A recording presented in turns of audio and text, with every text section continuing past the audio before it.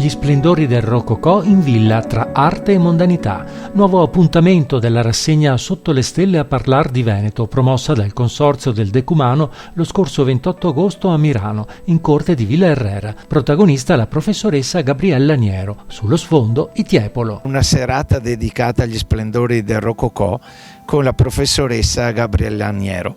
Sarà una serata molto interessante in cui parleremo del nostro territorio, delle nostre ville, com'era la vita nelle ville del Settecento e un tocco, un qualcosa arriverà anche sui Tiepolo, perché qui noi abbiamo la terra dei Tiepolo, la villa di Zianigo, dove Giambattista Tiepolo venne a vivere con la sua famiglia. Una serata dedicata ai divertimenti, soprattutto in villa, che vanno a ricoprire l'esigenza di una repubblica ormai verso la fine degli suoi splendori.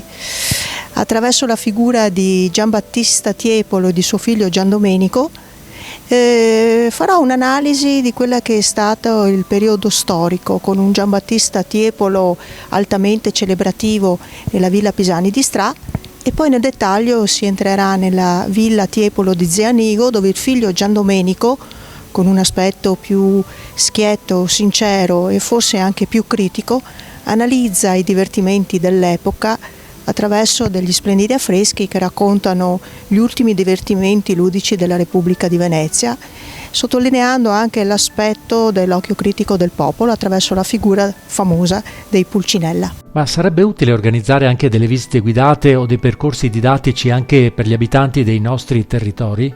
Io credo molto anche nei percorsi divulgativi, ad esempio le visite guidate, le serate a tema. Spesso noi conosciamo grandi capolavori della storia dell'arte di fama nazionale e magari non giriamo i nostri dintorni, le nostre aree di così particolare interesse artistico, perché magari ce le abbiamo a portata di mano e pensiamo lo farò domani o dopodomani. In realtà c'è tutto un patrimonio da scoprire della cosiddetta arte della terraferma che merita la nostra attenzione, soprattutto perché si ritrovano grandi capolavori della storia dell'arte, ovviamente fortemente influenzati dall'arte veneziana, perché Venezia è sempre il caposaldo del grande linguaggio artistico, ma è ovvio che in questi piccoli esempi, che poi diventano grandi nell'analisi critica, rappresentano questo tessuto importantissimo per il nostro territorio che andrebbe valorizzato, ripeto, attraverso percorsi divulgativi e anche didattici.